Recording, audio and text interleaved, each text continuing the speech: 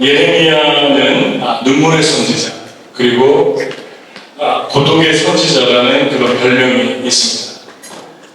이스라엘 유다가 멸망할 때 하나님 말씀을 전하는 그런 슬픔을 감당했기 때문에 그 예레미야는 많이 울었다고 그럽니다.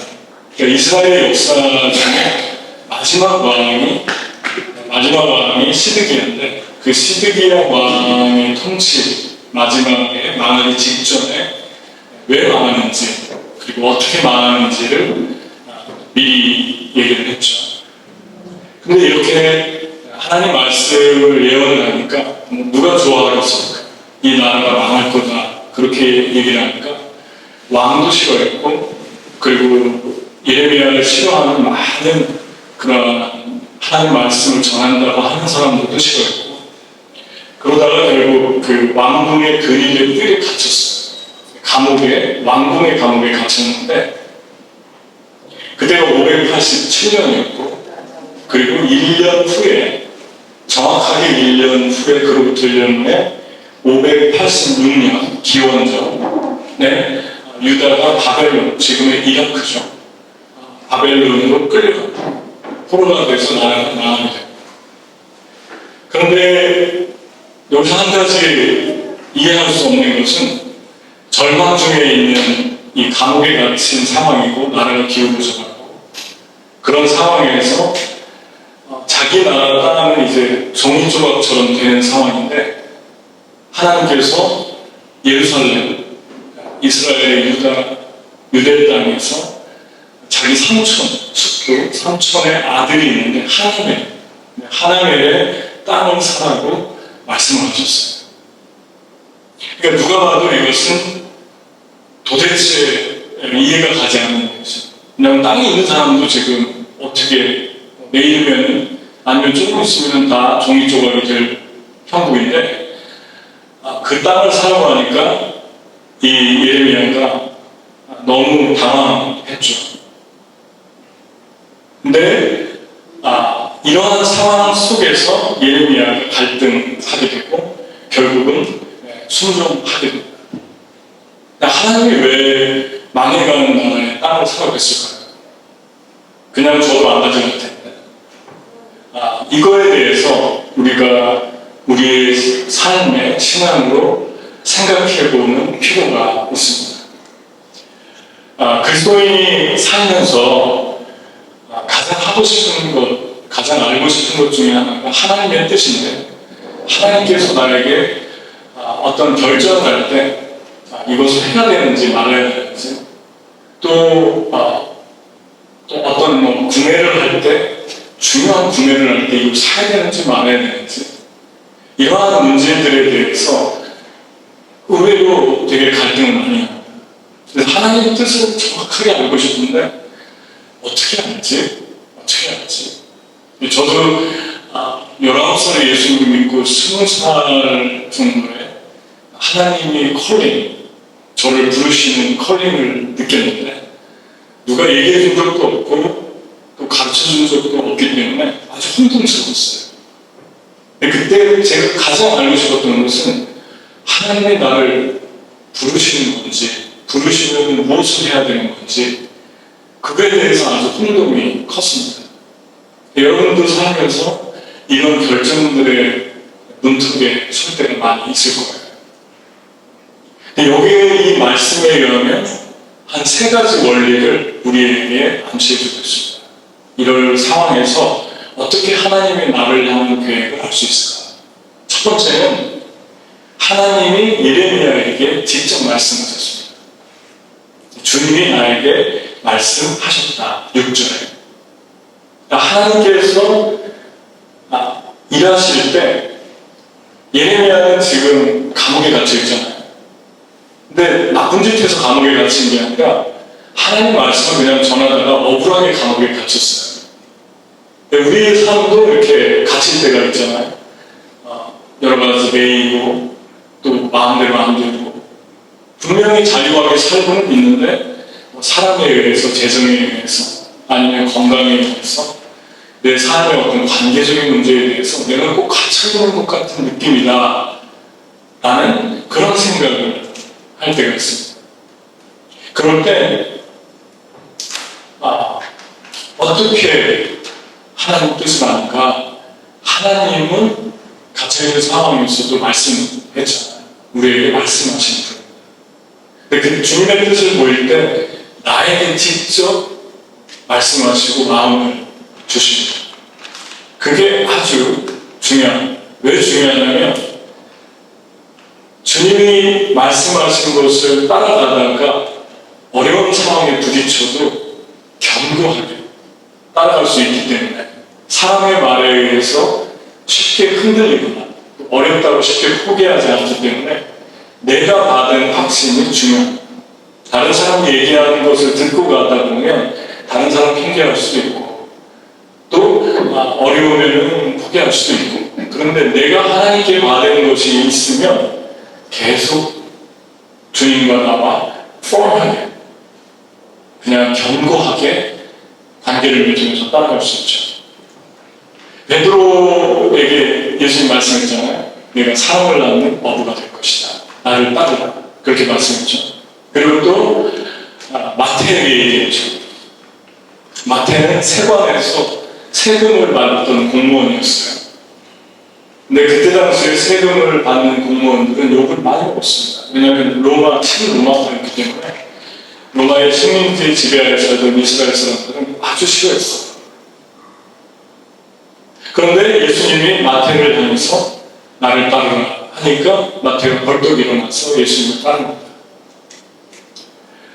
사도행전에 빌립이라는 분이 나오는데 이 빌립은 예수님의 제자가 아니었어요. 그냥 재정과 교회 구제일을 함께 뽑은 분인데 전도를 하고 내려갔다가 이디오피아, 아프리카에서 온 한 정부 관료가 특히 재정을 맡았던 관료가 성경, 구약 성경 53장을 읽고 있는데 그 뜻을 모르니까 이제 성령께서 빌립에게 말씀합니다. 네가 앞으로 나가서 그 사람에게 저 성경을 지금 일부도 모르니까 알려줘라. 그래서 가가지고 병거에 올라타서 알려주고 세례를 줍니다. 직접 말씀하시죠. 하나님 말씀하시고 성령을 통해 말씀하시죠. 신약 성경에 바울이 3차 전도행을 마치고 1차, 2차, 3차 전도행을 마치고 예루살렘으로 올라가는데 예루살렘에서 벼르고 있었어요. 바울이 오면 죽이든지 감옥에 가두든지 하려고 유대인들이. 사람들이 만류하는데 특히 빌립, 조금 전에 말한 전도자 빌립의 집에 가이사랴에 들어갔는데 한 선지자가 아가보라는 사람이 와서 당신이 예루살렘에 올라가면 당신은 큰 어려움을 만나니까 가지 말라고. 큰 환란이 기다리고 있다. 위험하다고. 그렇게 얘기해 줬어요. 근데 바울은 자기가 받은 게 있기 때문에 하나님께 직접 받은 게 있기 때문에 그냥 계속해서 올라갑니다. 이렇게 하나님이 우리에게 주신 응답들은 가장 먼저 나에게 주십니다. 나에게 마음을 감동해 주시고 어떤 마음을 주시고 생각을 가장 먼저 주십니다. 근데 이렇게 가다가 어려움을 만나면 이게 정말 하나님 뜻이 아닌가 이런 생각하게 되고 더 심각하면 하나님이 나와 함께 하시지 않는 것 같다. 이런 상황에 부딪히죠. 왜냐하면 하나님의 말씀을 있어서 따라갔는데 어려운 일이 자꾸 생기는 거예요. 예를 들면 요셉은 감옥에 갇혔고 하나님의 뜻대로 살았는데 그리고 또 모세는 홍해를 만났고 자기 혼자 만나면 괜찮은데 거의 60만 명이 넘는 사람들을 데리고 가다가 만났으니까 그 책임이 다 자기에게 있잖아요.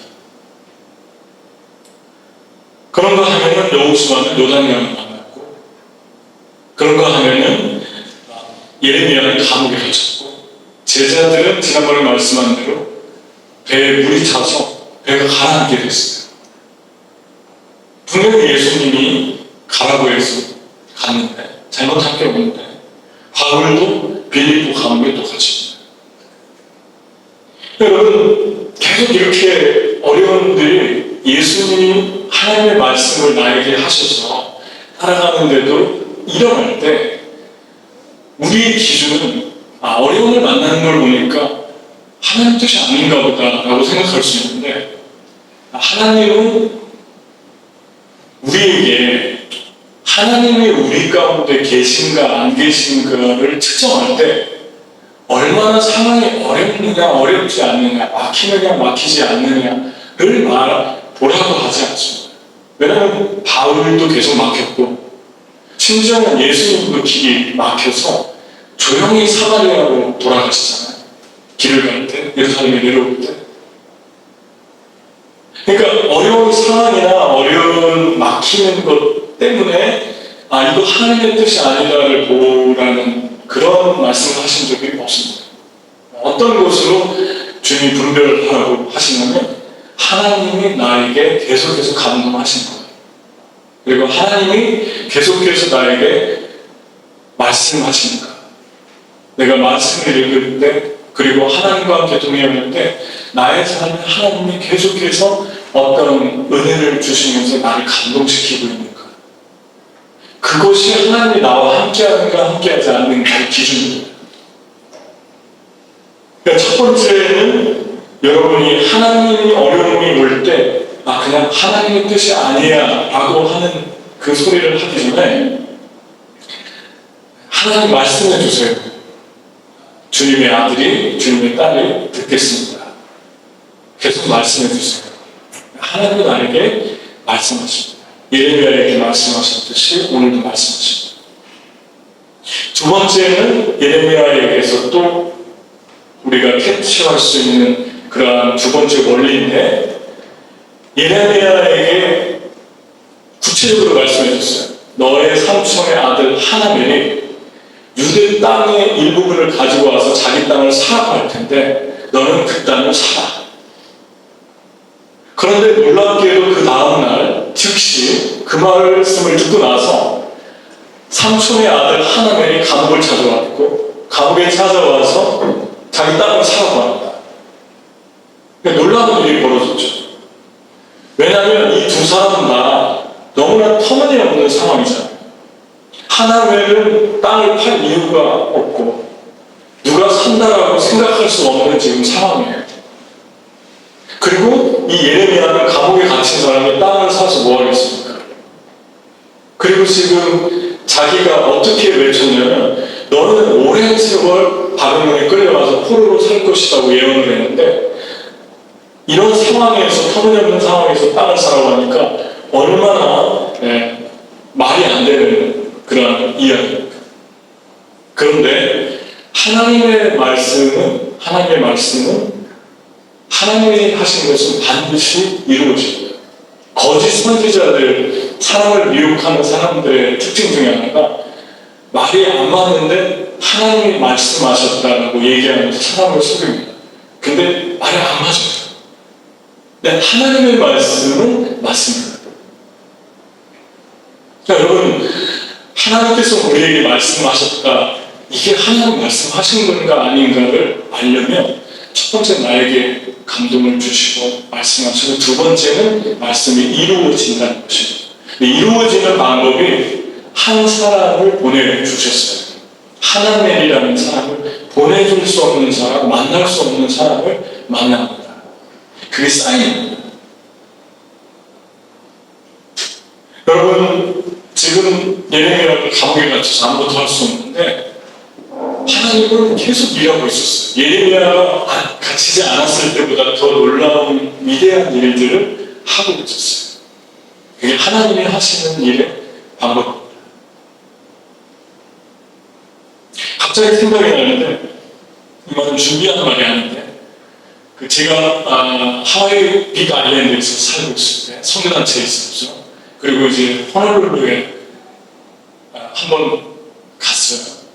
저희 장인 장모님이 미국에 오셔가지고 좀 구경을 시켜드리고 싶은데 빅 아일랜드는 다 했고 호놀룰루를 모시고 가면 좋겠다 했는데 호놀룰루를 제가 가본 적이 없어요. 호놀룰루는 한국 분들이나 세계 분들이 가장 많이 가는 그 상업의 중심지죠. 오하루 하면 하와이잖아요. 하와이하고 오하우. 근데 저는 실상 오하우를 아는 사람도 없고 가본 적이 없어요. 비가 내리는 데만 있었어요. 비행기를 타고 20-30분 가야 되는데 그냥 무작정 갔어요. 미국으로. 두 분을 모시고 갔는데 저희 아이들도 가족만 가서 보니까 무슨 행사, 호놀룰루 전체 행사를 한다고 도시가 다 바뀌었어요. 여관도 없고 호텔도 없어요. 난감하잖아요. 근데 공항에서 마침 저희가 선교단체 학교를 하는데 한 목사님이 제 속으로 계는데 가시다가 호놀룰루에 있는 채플린 군인으로 오래 미군에서 근무하시는데 그분하고 아는 분 저는 모르죠. 그분들이 공항에 저쪽에 계신 거예요. 우연히 만났어요. 저쪽에서. 그분들이 이제 한국 돌아가시는 상황이고 제가 이렇게 보고 있는데 제가 그때 간사였는데 그러니까 그쪽에서 그 군인이라고 하는 목사님이 채플린이 저를 이렇게 한번 보셨는데 처음 봤어요. 저하고 눈이 마주쳤어요. 근데 갑자기 저한테 오는 거예요. 그러더니 목사 어떻게 오셨냐고 그래서 제가 이렇게 좀 모시고 다니려고 하는데 그렇다고 그러니까 저를 따라오래요. 그래가지고 알지도 못한 분인데 그냥 따라갔어요. 너무 많이 힘이 있어가지고 따라오세요 목사님. 그런데 감동이 됐어요. 그래서 다 모시고 이제 차를 가지고 렌트카를 가지고 제가 따라가는데 어디로 가는지도 모르죠. 저는 운전해본 적도 없으니까 쭉 따라가는데 펄하버 영화 보셨죠? 진중한 폭격받은 그 공군부대로 들어가시는 거예요. 왜 이리로 들어가실까? 그런데 이분은 그냥 카드 한 장 보이시니까 들어가서 보니까 거기는 호텔도 좋고 다 좋은데 그 주변 환경도 너무 좋은데 아마 한국 돈으로 3-4만 원이었던 것 같아요. 제 기억에. 너무너무 싼 거예요. 그래서 거기에 들어가가지고 잘 쉬고 잘 먹고 그리고 자기 교회 한번 가시자고 해서 교회 갔더니 그분이 두 개를 목회하시는 거예요. 하나는 한국 교회고 하나는 사탕수수밭에 끌려간 후 2세들인데 그 처음에 가서 온갖 고생을 다 사탕수수밭에 진짜 힘들다고 그래요. 그 이미 1세대, 2세들인데 전부 한국말이 아니라 영어를 쓰는 분들이에요. 거의 뭐 역사 오래돼서 40살이 다 넘는 분들인데 그 교회를 목회하시고 두 개를 하시는 거예요. 영어권, 한국권. 근데 이 교회는 이승만 대통령이 세웠다고 그래요. 거기에 가입됐을 때.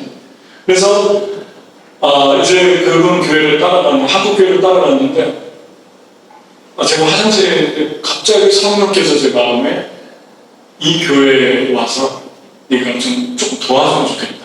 찬양 인도를 하면서 도와주면 좋겠다. 그때 제가 찬양 사역을 하고 있었어요. 열방당에서. 그런데 이게 내 생각인지 하나님 생각인지 모르잖아요. 내가 그냥 동정심에서 그럴 수 있잖아요. 그래서 가만히 얘기를 안 하고 있었어요. 만약에 하나님 뜻이면 저분이 저한테 얘기를 하게 해주세요. 근데 돌아오려고 이제 다 구경하고 이제 다시 리가 아일랜드로 돌아오려고 하는데 그분이 먼저 얘기를 하시는 거예요.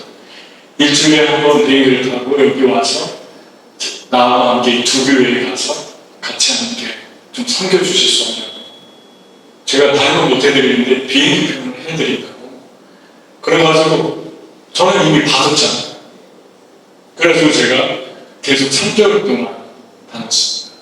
3개월 정도 했을 때 주님이 그만하고 이제 뉴욕으로 마음을 주셨을 텐데 온갖 말로 저를 거기 남으라고 본토에서 나도 군 생활을 했는데 본토에 가면 너무너무 힘들다고 온갖 말을 하는데 제가 넘어가지 않았어요. 제 마음에 받은 게 있어가지고 저는 가야겠다고. 그러니까 뭐 하여튼 그렇게 해가지고 갔는데 그분은 지금 하나님으로 가셨어요. 하나님이 사랑하시나 일찍 데려가셨어요. 여러분 하나님이 우리 삶에서 뭐 이런 분들을 얘기하면 끝도 없겠죠. 하나님이 우리 삶에서 행하시는 한 사람, 그 한 사람을 우리 삶의 중요한 순간마다 보내주십니다. 근데 하나님이 가장 먼저 나에게 먼저 주십니다. 어떤 결정을 할 때. 두 번째 원리죠. 한 사람을 보내주셔서 그 근데 이 보내주실 때 중요한 거는 감옥에 있어도 예레미야는 신실하게 하나님을 바라봤습니다. 놀고 나쁜 짓 하고 죄 짓고 그런 시간이 아니었어요. 오직 하나님만 바라보고 있었고 하나님만 의지하고 있었어요. 여러분, 하나님께 여러분이 성실하고 정말 겸비한 마음으로 스스로를 겸비케 하면서 주님을 바라보면 주님이 여러분에게 말씀하시고 계속해서 사랑을 보내주십니다. 세 번째 원리, 하나님이 일하시는 방법은 하나님의 일하시는 방법에 대해서 우리에게 몰두하게 하는 게 아니라 하나님이 전능하심이 믿어지는 마음이 먼저 옵니다. 조금 더 쉽게 얘기를 할게요. 예레미야가 순종했어요. 17세겔, 은 17세겔은 당시의 노동자의 2달 정도의 임금, 그것으로 밭을 샀어요. 그랬는데 이 밭을 사고 나서 70년 후에 이스라엘이 해방이 돼서 기적같이 돌아옵니다. 그러면 어떻게 됐을까요? 여러분 그냥 뻔한 거 아니에요? 그 땅값이 어떻게 됐을까요? 어마어마한 땅값이 됐겠죠. 여기서 말하는 이야기는 하나님 말씀하고는 땅 잘 사가지고 돈 번다 이걸 얘기하는 게 아니에요. 하나님이 왜 땅을 사서 그 땅이 70년 후에 어마어마하게 커지고 부자가 됐다 이 얘기를 하신 게 아니라 땅을 사서 70년 후의 이야기를 증거를 남겼잖아요. 그러면 포로에서 돌아온 2세들과 많은 사람들이 그것을 보면서 저 땅은 뭐고 왜 저기에 울타리를 쳐놨고 왜 저기에 특별한 표시를 해놨습니까? 물어볼까? 그러면은 사람들이 이제 얘기를 하겠죠. 예레미야에게 70년 전에 우리가 포로로 끌려가는 소망 없는 순간에 하나님이 예레미야에게 저 땅을 사게 됐고 지금 저 땅이 하나님이 우리와 함께 했던 증거다라고 보여주는 거예요. 여러분, 하나님이 하시는 일은 얼마나 놀라운지 여러분과 제가 예술이라든가 가지고 있는 어떤 스페셜티, 직업이라든가 투자라든가 다 할 수 있어요. 하나님의 사람들은 얼마나 나중에 상황이 바뀌어서 땅값이 올라갔나 얼마나 집값이 올라갔나 그거를 위해서 사는 사람이 아니라 무엇을 하든지 땅을 살 수도 있고 집을 살 수도 있고 기업을 살 수도 있고 또 어떤 예술을 할 수도 있고 공부를 할 수도 있고 어떤 것들 할 수 있습니다. 우리는 할 수 있어요. 그런데 우리의 마지막 그 목적이 다르다는 것입니다. 하나님을 남기고 싶은 거예요. 내 일 속에서 내가 한 모든 것 속에서 하나님이 남기를 소원하는 거예요. 그리고 많은 사람들이 그 모습, 그 삶을 통해서 하나님을 보기를 원하는 것, 그게 하나님이 원하시는 우리의 삶입니다. 이게 세 번째 원리입니다. 그러니까 그냥 믿어지는 거예요. 여러분, 이 말씀 아시죠? 너희가 그 은혜를 인하여 믿음으로 말미암아 구원을 얻었나니 이것이 너희에게서 난 것이 아니라 하나님의 선물이라. 행위에서 난 것이 아니니 이는 누구든지 자랑치 못하게 하려 합니다. 여러분과 제가 하나님을 믿는 게 기적이잖아요. 우리는 하나님을 믿을 사람이 아니었어요. 저는 예수님을 처음 믿을 때 가장 걱정했던 게 하나 있습니다. 뭐냐면 저는 이렇게 한 거, 어떤 책도 한 번 읽으면 두 번을 잘 안 읽어요. 성격 자체가. 그 말은 호기심이 많은 사람이고 그냥 쉽게 진료하는 사람입니다. 예수님을 내가 계속 믿을 수 있을까? 분명히 내 성격은 이런데 저는 그렇게 생각했는데 주님은 우리에게 믿음의 창시자라고 합니다. 우리를 온전케 하시는 주시라. Author of our faith 라고 말합니다. 주님이 믿음을 만드신 Finisher of our faith 마치시는 겁니다. 믿음을 우리에게 준 분도 주님이고 믿음을 끝내는 분도 주님이라고 하는 것 때문에 우리는 자유합니다. 그리고 아주 기뻐합니다. 여러분, 하나님께서 여러분과 저에게 은혜를 주셔서 믿게 된 거예요. 그리고 지금도 주님 때문에 계속 믿는 거예요. 주님의 은혜죠. 예수님이 나를 위해서 내 죄 때문에 십자가에 죽으셨다는 이 이야기를 어떻게 믿을 수 있겠습니까? 예수님 보시고 어떻게 해요? 예수님 이스라엘 분인데. 그런데 그냥 믿어지는 거죠. 예수님의 그 나를 향한 사랑. 하나님은 창조주이시다. 이스라엘 통로로 사용했을 뿐이지 이 땅에 온 열방을 사랑하시는 분이다. 지금도 햇볕을 동일하게 주시고 비를 동일하게 주시고 온 세계를 통치하신다. 믿어지는 거죠. 그런데 질문이 하나 더 있어요. 뭐냐면 예수님을 믿다가 예수님을 믿는 중에는 그러면 계속해서 그 믿음도 주님이 주시나? 처음은 믿어지는 믿음을 주셨죠. 하나님이 믿어지는 믿음을 주셨죠. 그런데 계속해서 믿어지나? 성경을 항상 우리가 참고해서 우리 이야기가 한다. 두 가지 증거를 얘기할 수 있어요. 첫 번째는 한 귀신 들린 아들이 있는데 그 아들이 자꾸만 물속에 들어가 위험한 거예요. 죽을 것 같아요. 그 아들이 그러는 게 아니라 그 안에 있는 귀신이 그러잖아요. 예수님이 데리고 왔어요. 귀신이 쫓아줬어요. 아이가 정신이 온전히 됐어요. 근데 귀신을 쫓아달라고 아버지가 구할 때 뭐라고 얘기했냐면 예수님 무엇을 하실 수 있으면 내 아들을 좀 고쳐주세요 그랬어요. 이 말을 조금 더 쉽게 얘기하면 뭐라도 하실 수 있으세요? 손을 듣자니까 예수님은 다 할 수 있다는데 할 수 있으면 해주시고요. 그렇지 않아도 괜찮습니다. 그렇게 접근하는 거예요. 예수님이. 예수님이 그냥 고쳐준 게 아니라 이렇게 얘기했습니다. 고쳐주기 전에 할 수 있거든이 무슨 말이냐. 믿는 자에게 능치 못할 일이 없느니라.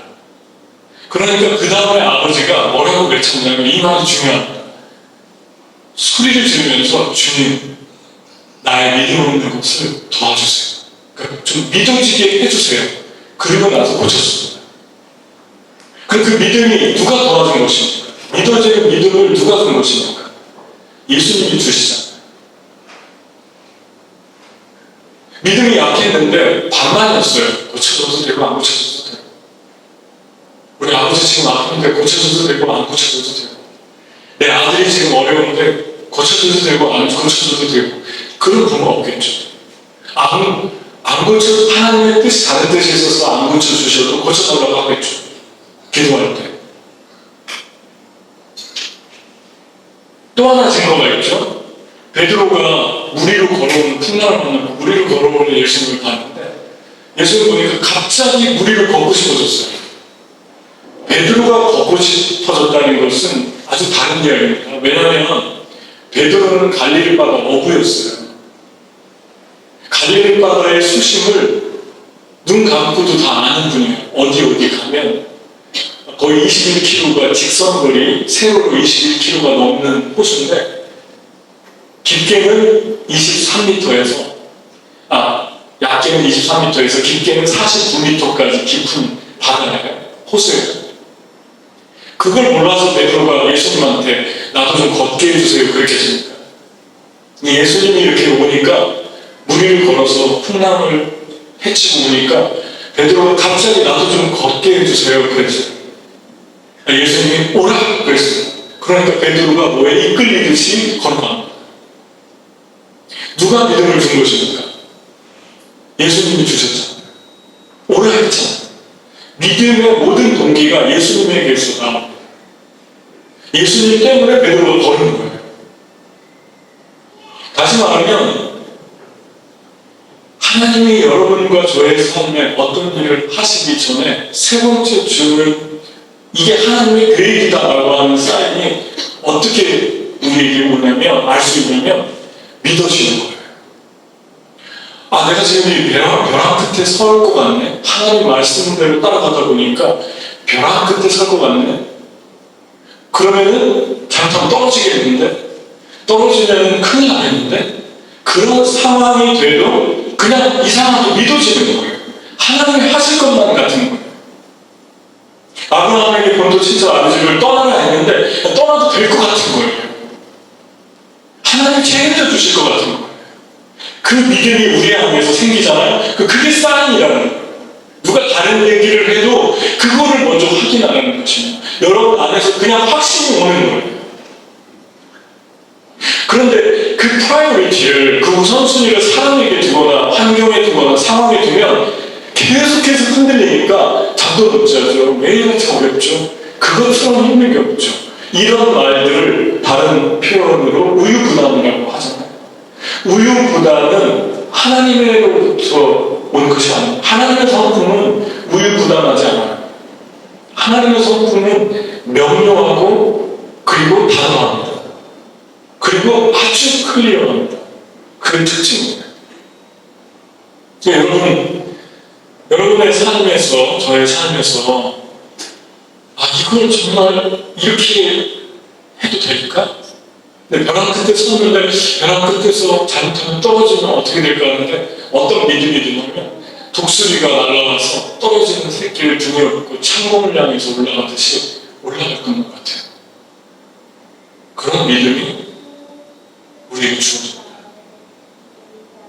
여러분 독수리가 그러잖아요. 높은 곳에서 새끼가 날아야 되는데 계속 둥지에 머무니까 둥지를 쫓아내서 밀어 떨어뜨리잖아요. 날개를 떨어져서 이제 죽기 직전에 독수리가 받지 않습니까? 훈련할 때. 그리고 다시 창공을 향해서 올라가잖아요. 그때 그 새끼가 나가도 되겠구나 라는 생각을 하지 않습니까?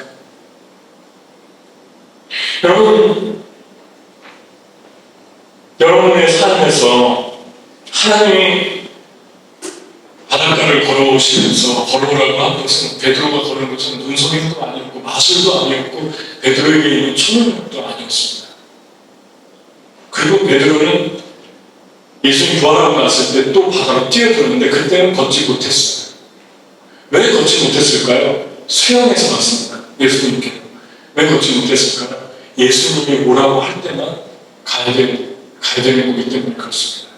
예수님이 말씀하신 것만 순종할 때 걸을 수 있는 거예요. 무모하게 나를 과시하거나 보여주기 위해서가 아니라 하나님의 영광을 남기기 위해서. 베드로가 무리를 거는 게 무슨 하나님의 영광을 남긴 겁니까? 남겼잖아요. 성경에 기록되어 있잖아요. 성경에 기록하기 위해서 남긴 거 아니겠어요? 베드로는 그때 역사를 썼던 거죠. 칠 수 없는 수많은 수십억의 사람들의 세대를 오가면서 베드로의 이야기를 읽습니다. 여러분, 우리가 살아야 될 하나님의 밭이 무엇일까요? 하나님의 저와 여러분에게 주시는 메시지는 한 가지입니다. 절망 중에 있을 때 하나님은 50년, 70년을 생각합니다. 저와 여러분의 상황이 지금 어떠한 상황 가운데 있어도 50년, 70년을 생각하시면서 그 이유를 생각하시면서 우리를 인도해 가십니다. 그분은 하나님이십니다. 그러니까 여러분과 저의 삶이 갇힌 것 같을 때, 뭔가 답답함이 있을 때, 그리고 어때는 좀 억울할 때, 억울함도 반복적으로 올 때도 있죠. 하나의 억울함을 지나서 좀 괜찮게 살았는데 다시 또 억울함이 생기기도 하고, 그럴 때 주님께서 우리에게 말씀하시는 것은 잘 듣고 있네요. 말씀하시는 것은 사랑스럽죠? 헤드테슈 사랑합니다 뭐 이런 말이에요. 여러분, 우리가 살아야 될 게 무엇입니까? 기약이 없어요. 샀는데 내 돈으로 사야 되고, 이 돈이 나중에 손해가 될지 아니면 이 땅 산 것까지 나중에 다 뺏길지 기약이 없어요.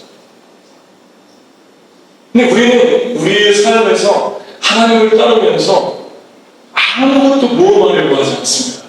그냥 둥지에 있고 싶어요. 왜냐하면 그 둥지가 너무너무 편안하고 좋고 안전해 보여요. 영원한 둥지는 없잖아요. 여러분 안전합니까? 안전했다고 느끼는 게 다 뒤집어질 때도 있잖아요. 다 바뀔 때잖아요. 상황이. 안전한 거 이 세상에 아무것도 없어요. 주님이 말씀하시는 게 최고 안전합니다.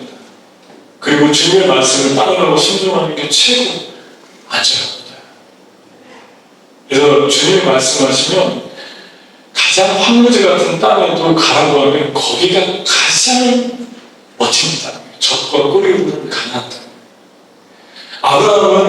아브라함의 고향이 지금 갈대오르잖아요. 이란. 그때 당시에 아브라함 시대 이란은 어마어마한 지금의 미국처럼 최고의 나라였어요. 그런데 들어보지도 못한 하나님이 약속한 가나안으로 가라고 했는데 가나안에 가보니까 어떻습니까? 모래하고 자갈밖에 없는다네요. 그런데 하나님 보기를 젖과 꿀이 흐르는 땅이라고 매일같이 얘기하시죠. 난 이 땅을 줄 것이다. 너 땡큐 하고 싶은데? 안 가고 싶은데요? 이란은 더 좋은데? 어디가 젖과 꿀이 흐르는 가나안 땅입니까? 이 코앞에만 우리는 보고 싶어요. 코앞에만. 멀리 봐야 됩니다. 멀리 보는 눈은 하나님에서 오는 거예요. 하나님의 말씀을 믿는 거예요. 하나님의 말씀을 믿으면 주님이 나에게 인도하시고 이끌어 가십니다. 전심으로 나를 찾는 자에게 나를 가까이 할 것이다. 나를 가까이 하는 자에게 나도 가까이 하고 나에게 뛰어오는 자에게 나도 뛰어갈 것이고. 그리고 나서 이 32장에서 말씀했는데 시위에서 땅을 사는 말씀했는데 33장에 또 얘기하잖아요. 그 유명한 말씀, 너는 내게 부르짖으라. 내가 하나님께 응답하겠고 내가 알지 못하는 크고 비밀한 일을 보이리라. 33장이 어떤 장입니까? 시위대들이 여전히 갇힌 장이에요. 시위대들이 갇혔을 때 땅만 사라고 하는 게 아니라 똑같이 기도하라고 합니다. 하나 끝나면 또 하나가 기다리고 있다는 거예요. 여러분들을 향한 계획이. 그래서 기도해야 된다는 것입니다. 기도가 뭡니까? 한마디로 표현하면 소망이에요. 소망은 기도를 낳고 기도는 또 소망을 낳습니다. 계속 세계가 맞물려서 돌아갑니다. 기도하는 사람들은 소망 있는 사람들이에요. 소망 있는 사람들은 기도합니다. 하나님이 또 계획이 있으니까 내가 보여줄 테니까 나에게 기도해라. 또 있다. 계속 기도해라. 언제였습니까? 절망이에요. 감옥에 갇혔을 때 무슨 소망이 있어서 기도하는 겁니까? 여러분과 제가 모험해야 될 게 뭡니까? 내 거 하나도 주님께 모험하지 않으려고 하면서 내 거 하나도 희생하지 않으려고 하면서 그냥 가만히 있으려고 하면서 주님을 따르려고 하는 것 주님께서 원하지 않아요. 주님이 가난해서 주님이 여러분께 뭐가 필요해서 그렇지 않아요. 하늘과 땅이 다 주님 것입니다. 이 땅에 있는 모든 것들이 다 아버지 것입니다. 저는 몽골에 2019년도에 갔는데 다낭에 인구 10만의 도시에 도착했습니다. 다낭에 도착하니까 산 넘고 들 넘고 간 게 아니라 사막만 넘어서 갔어요. 산도 없고 들도 없고 한 사막 넘으면 또 사막 또 사막 맨하탄하고 끝에서 끝인 것 같아요. 맨하탄은 화려하잖아요. 여기는 어디고 나는 뭘 이게 둘이 가가지고 이제 산이 시작됐는데 저희 선교단체에서는 오래전에 몇십 년 전에 현지에다가 아파트를 사놨는데 1층과 꼭대기층만 사놨어요. 왜냐면 제일 싸요.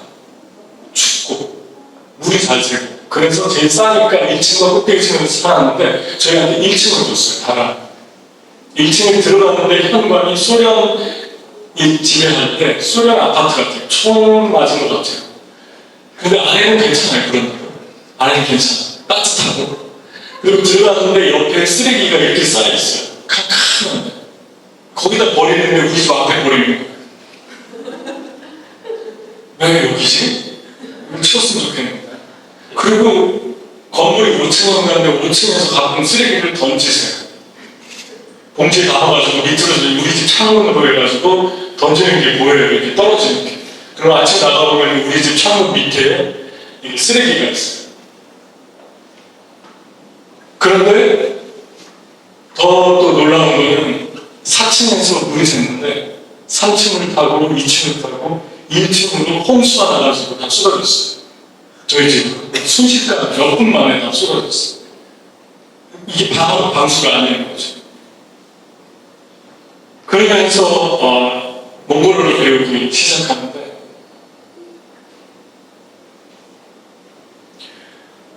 이제 아파트에서 그 쓰레기 냄새들이 자꾸 집으로 들어오는데 문을 닫고 자면 저녁에 잘 때 한 2시, 3시쯤에 뭐 정화조류가 잘못됐는지 그 냄새 있잖아요. 그 냄새가 저희 집이 지하에서 이렇게 올라와요. 자다가 깨요. 이렇게 냄새가 났어요. 그렇게 거기서 언어를 배우면서 살았어요. 우리 주기자님 왔다 갔어요. 네, 그때 MIU의 박시로 교수로 일할 때 한 번 방문한 적이 있어요. 그래서 하루가 어떤 다른 분하고 같이 묵고 가고 그러셨는데 그래서 잘 알 거예요. 그런 상황 속에서 몽골어를 공부하면서 길거리를 걷다 보면 또 너무너무 갑자기 추워져가지고 숨이 막힐 때도 있고 그래요. 그럼 어떤 데 가르쳐 주더라고요. 영하 20, 30도 내려가면 이제 너무 추우면은 이 손목, 이 동맥에다가 빨리 뜨거운 물을 빨리 갖다 붓기도 하고 이런 얘기하면 우리 몽골 형제 자매들은 웃을 수 있어요. 왜냐면 훨씬 힘들고 어려운 일들을 경험하면서 산 분들이니까. 우리가 추억이 되게 많은데 몽골 MMC하고 추억이 되게 많은데 한 번은 재작년입니다. 2022년에 겨울에 크리스마스 선물을 싸가지고 그 울란바토르 도시 외곽지대 게르에 갔는데 게르에 가서 그걸 나눠주려고 하다 보니까 너무 추워가지고 몇십 개를 쌌는데 빨리 주고 오고 싶더라고요. 그래가지고 빨리빨리 주고 싶은데 늦게 나오세요. 이게 노크를 하면. 그래서 나와가지고 빨리 전해주고 이제 다 끝났어. 빨리 모여 해가지고 이제 다시 돌아오는데 제 차를 이걸로 문을 열거든요. 눌렀는데 문이 안 열리는 거예요. 너무 추워서 이게 얼어가지고. 그러니까 너무 이게 겁이 나죠. 빨리 열려가지고 들어가서 몸을 녹이는데 몸이 일단 많이 추워졌어요. 계속 걸어서 돌아다녔으니까.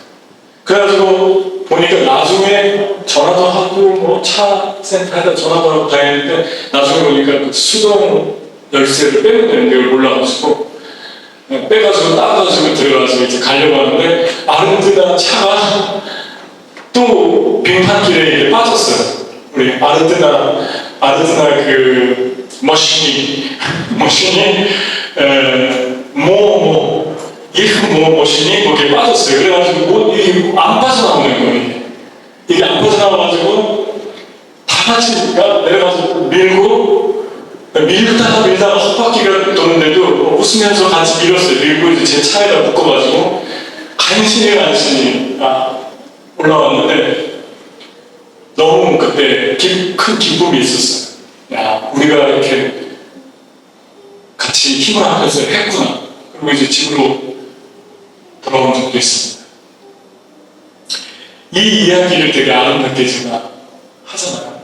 그런데 되게 어렵습니다. 몽골의 삶이 특히 겨울이 되게 어렵고 몽골에서의 삶이 되게 힘들죠.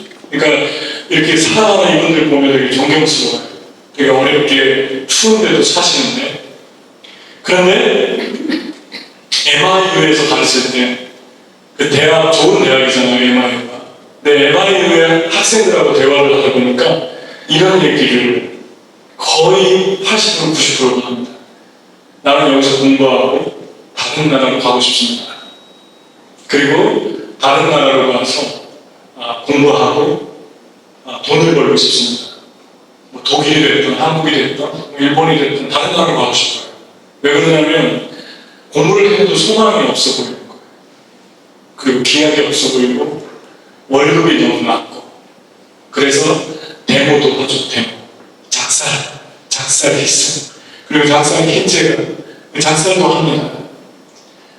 데모를 합니다. 그런데 그 데모를 하면서 이제 사람들이 그 추운 겨울에 울란바토르 광장에서 가가지고 미국에서 누가 설교를 보내달라고 해서 제가 석범 집사님과 같이 거기 카메라 찍고 저는 서가지고 이렇게 설교를 하다가 얼어가지고 죽는 줄 알았어요. 입에 안 들어가더라고요, 설교하는데. 이 너무 추우니까. 그런 데에서 한겨울에 가장 추울 때 데모를 합니다. 수많은 청년들이 나와서 월급이 너무 작으니까 한국 돈 25만 원밖에 한 달 동안 일을 못 받으니까. 여러분, 제가 왜 이 얘기를 하냐면 몽골의 청년들이 됐다, 그리고 여기에 우리 사람들이 됐다, 여러분과 저의 삶이 어렵고 소망이 없어 보이는 시간들을 지나갈 때가 있어. 근데 그 시간 속에서 하나님이 우리에게 원하시는 것이 하나님의 밭을 사는 것입니다. 정말론을 부르짖는 사람들이 다 이단이 돼서 나오는데, 정말론을 이야기할 때 왜 이단이 되냐면 주님 곧 오니까 생활 다 팽개치고 아무것도 하지 말고 그냥 살다 주님 만나자, 이래서 이단이 되는 거예요. 근데 성경에는 반대로 써 있습니다. 바울이 뭐라고 했냐면 종말이 가까울수록, 어떤 자들이 종말이 가까웠다고 모든 것들을 패하는 것을 주의하라. 너희는 종말이 가까울수록 너희 손으로 일하기를 힘쓰고 이웃에게 사랑을 베풀고 최선을 다해서 충성스럽게 성실하게 하나님을 섬기고 살아가라. 분명히 그렇게 말씀했는데, 너희는 쉽게 종말이 왔다고 동요되면서 미혹되지 말라고 분명히 말씀했는데, 오늘날은 너무나도 많은 사람들이 미혹이 됩니다. 종말이 왔으니까 공부 그만하고, 종말이 왔으니까 가정 다 팽개치고, 종말이 왔으니까 모든 것들을 다 그만둡시다. 주님이 오시면 정말 믿는다면 내일 주님이 와도 오늘 편안한 거 아니겠어요? 오늘 우리 안에 평안이 있지 않습니까? 꺼리낄 것이 없잖아요. 주님을 믿는다면, 믿음으로 구원을 받았다면, 이미 내 이름이 하늘의 생명록에 기록됐다면 내일 오든 천년 후에 오든 그게 문제가 아니잖아요. 주님이 우리에게 요구하시는 것은 이 땅에 살면서 너는 나의 영광을 위해서 하나님의 밭을 사, 그렇게 말씀합니다. 여러분이 살려고 하는 거, 여러분이 투자하려고 하는 거, 여러분이 애쓰고 힘쓰면서 준비하는 거. 저희는 그 영하 20도, 30도 되는데 걸어다니면서 몽골어 공부를 준비했어요. 그리고 몽골어 문화를 배우고 몽골 사역을 준비하면서 살았어요. 여러분, 쉽지 않은 일입니다. 하지만 주님이 말씀하셨기 때문에 하는 거죠. 여러분, 이게 바로 대가입니다. 그리고 지불하는 것입니다. 저는 여러분의 삶에서 여러분 더 많이 투자하시고 더 많이 모든 것들의 삶, 공부에, 건강에, 그리고 여러분의 일에, 여러분의 관계에 더 많이 투자하고 더 많이 삶을 드리고 준비하고 그렇게 살다가 주님이 우리에게 결과를 주시는 날, 나는 하나님을 위해서 이것을 준비했습니다, 난 하나님 때문에 이것을 원했습니다 라고 다시 하나님께 돌려드리고 하나님을 위해 살아가는 그런 사람을 보고 싶은 거예요. 하나님의, 그게 복음입니다. 아멘. 저는 아들이지만 제 아들이 참 존경스러울 때가 있어요. 최근에 저에게 나오는 귀에 울리는 두 마디가 있어요. 가끔 아침에 앉아서 커피를 마시고 저희는 무슨 물을 마시면서 대화를 하거든요, 만나면. 근데 최근에 무슨 말 하냐면, 아빠, 엄마, 우리가 생각하고 따져보니까 만날 날이 많지 않은 것 같아요. 그렇게 얘기를 하는 거예요. 더 자주 만나야겠어요. 여러분, 가만히 생각하니까 얼마나 더 만날까? 맞아, 얼마나 더 만날까? 자주 더 만나잖아요. 세상에서 부모와 자식 만날 때가 가장 행복하고 재밌잖아요. 그 가정은 최고 건강한 가정입니다. 그 다음에 친구들이 돼요. 그 다음에 옆집 사람이 돼요. 아이들이 집에서 재미없고 옆집에서 재미를 먼저 우선순위를 둔다면 문제 있는 가정입니다. 나는 우리 엄마 아빠에게 사랑받는 시간이 제일 재미있다고 해요. 되게 고마웠어요. 두 번째는 고등학교 때부터 했던 것 같아요. 아빠, 엄마, 나는 빨리 공부를 마쳐놓고 나머지를 즐기고 싶어. 하는 게 너무 힘든데 그냥 빨리 하고 싶어. 그리고 나머지는 여유있게 누리고 싶어. 저런수의 부지런한 자의 경영은 풍부함에 이를 것이나 조급한 자는 궁핍함에 이르다는 겁니다. 조급함과 부지런함을 비교합니다.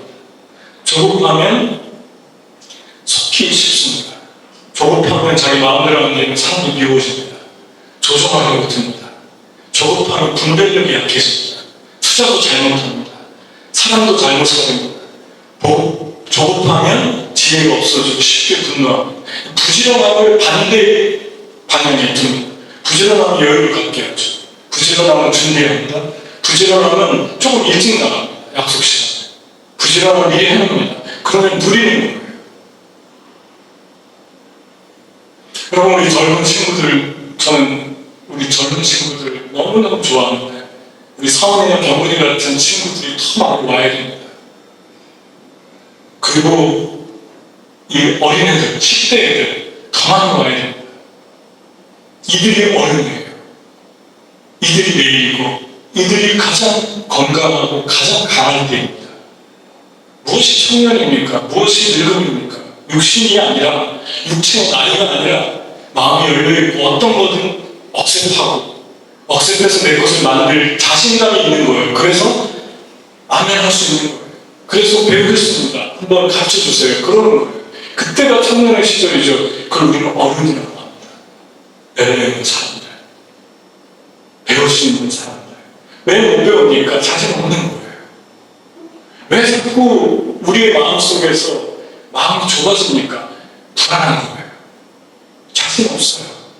그러니까 자꾸만 우리가 가진 게 최고가 무기인 거예요. 그래서 이때 우리가 늙었다고 합니다. 메가더 장관이 그런 말 했죠. 왜 청년이냐? 꿈을 꾸기 때문에 청년이다. 늙었기 때문에 청년이 아니라 노인이 아니라 꿈을 잃어버리기 때문에 노인이다. 도산 안창호 선생님도 똑같은 말을 했습니다. 청년의 생활은 조국이 산다. 청년은 꿈꾸는 자다. 도산 안창호 공원 여기 있지 않습니까? 강남에. 위대한 크리스천이었죠. 조국을 사랑했던 분이었죠. 여러분, 누가 젊은입니까? 나이는 지금 청년이고 10대고 20대 초반인데 꿈을 잃어버린 사람들, 소망이 없는 사람들, 절망의 상황이 오고 아무것도 하지 않는 사람들, 이 사람들이 패해서고 이 사람들이 정말 나이 든 사람들입니다.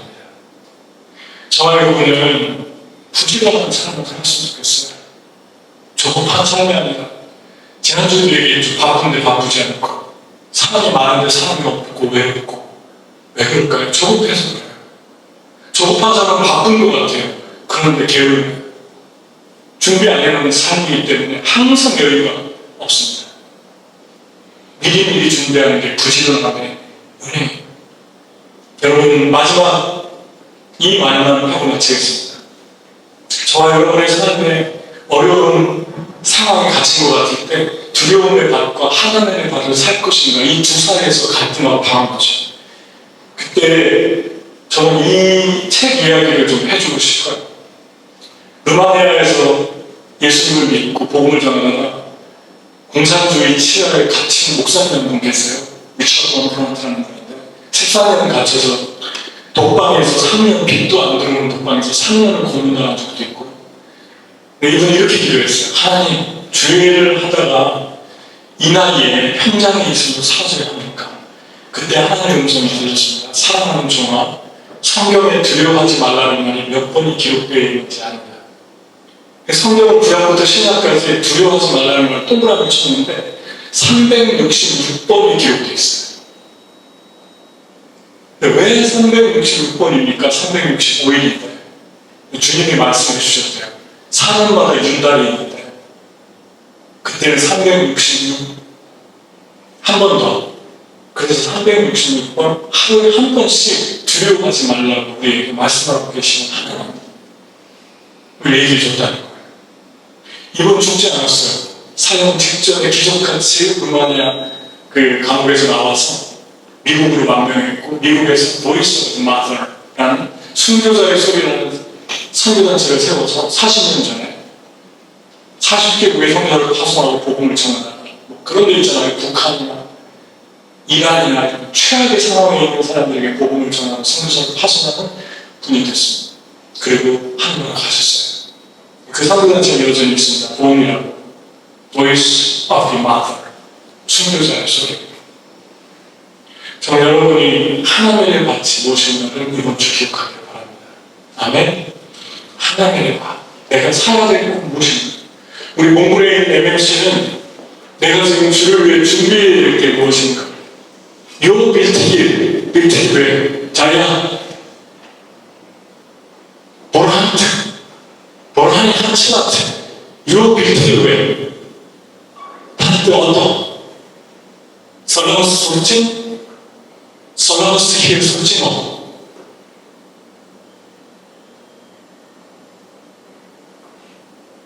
빌트길에 우리 그치 빌트길에 아멘. 아멘. 같이 기도하겠습니다. 이 시간에 우리 하나님께 같이